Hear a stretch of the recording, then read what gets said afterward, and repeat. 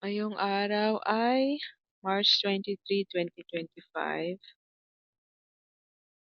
So, dalawa pa lang yung nagagawa kong videos. 2 out of 10. Walo pa. Hmm. Masama pakiramdam ko ngayong araw na to. Malapit na akong datnan kaya masama yung pakiramdam. Tapos, anong ginawa ko ngayon? Naglaba ako kanina. Naglaba, nagturo, nagturo ng kaunti. Tapos kumuha ako ng pictures ng mga pananim sa bakuran. Gagawin ko siya nagdala ng videos kapag sinipag na akong gumawa ng videos about my garden. And kinunan ko din ng pictures, yung mga puno na nakapaligid sa bahay. Tapos yung dalawang aso ko ay pusa. May, hindi ko pusa, my sister's cat. She's pregnant now. And in a few weeks, magkakaroon na kami ng kittens. Sana may kamukha yung pusa kong si Akira. Dun sa anak niya. And ang hirap mag-isip ng topic na hindi masyadong complicated. Kasi gusto ko sana idugtong yung kumbaga gumawa ng series connected dun sa mga nauna kong videos. Kaso, lumilipad yung isip ko. Tapos parang gusto ko ibang topic na naman.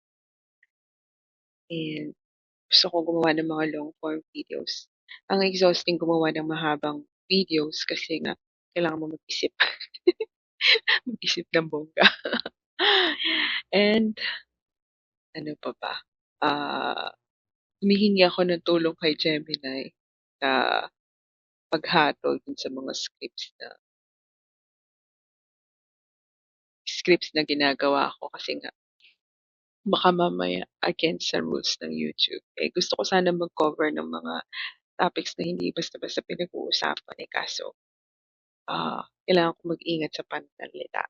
Kahit nga lang itong online diary entry ko na to, pag minsan nakakapag-retake pa ako kasi nga may mga words ako na nasasabi na hindi ko dapat sabihin. Eh baka mamaya ito pa ako ma-flag.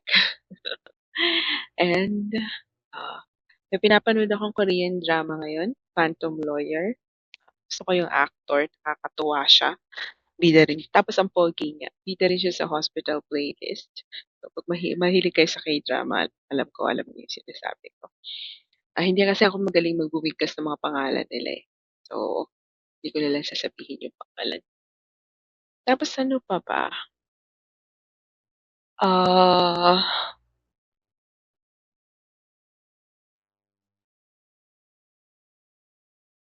wala akong maisip na sasabihin. Ayun, salamat sa mga nag-subscribe. As of today, meron akong 55 subscribers. And I'm happy kasi wala naman akong in-invite sa kanila. Wala akong kakilala sa kanila kahit isa. And then they subscribe to my channel. So, pag Pilipino kayo at naririnig niyo ko ngayon, maraming maraming salamat po. And